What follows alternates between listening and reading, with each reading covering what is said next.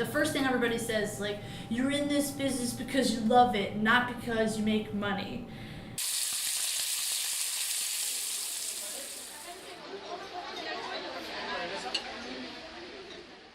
It didn't matter who I was speaking to. It could be a busboy, it could be a director, a vice president, a server, a general manager. If I even mentioned the subject of debt, if I even said, you know what, I just finished paying off credit card debt, or I'm so close to paying off credit card debt, they would all just sigh in frustration and say, I don't even want to talk about that.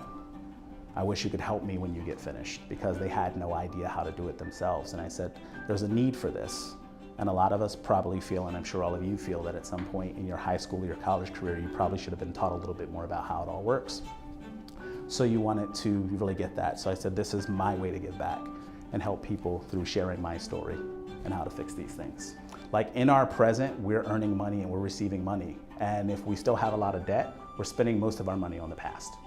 And that's taking away from our future. But if we can get to the point where we have our present under control and we can really put money towards the future, we'll get closer to having financial freedom.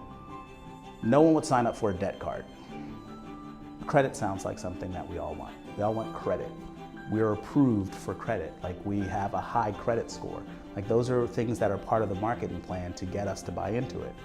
But if they said, sign up for a debt card, if you went to, a retail store today and they said, hey, are you interested in signing up for our debt card to save 10%? No one would sign up for it. But we have to stop the bleeding. So you have to stop borrowing money. Once we have that emergency fund in place, once we know that we can pay our bills and we have our insurances in place, you have to promise never to borrow money, at least until you get out of this mess and you understand how to do it. Because you cannot borrow your way out of debt. You cannot have this foundation in this great house we just built and go in the back and just keep digging a hole and hope that maybe you're gonna hit gold one day because your house is gonna fall into the hole. So you have to stop doing it. Because every time that you borrow money, that's money that is going back to your past and it's not really going towards your future, or you may feel it's improving your present for the moment, but it's really putting you in financial jeopardy by doing that.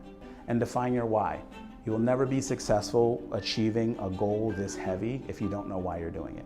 And just because I don't want to be in debt anymore is probably not going to be enough of a motivation, but if you can really define what that life looks like and say, I want to send my kids to college without them having to take student loans, and that's why I'm doing that. I want to be able to pay for IVF because we're having trouble having a baby. If that's your reason and that's your why, that's your motivation for those days when you're not going to want to do this. And I promise you, like as focused and motivated as I am, there were days where I woke up and I said, I don't want to do this. This is too hard.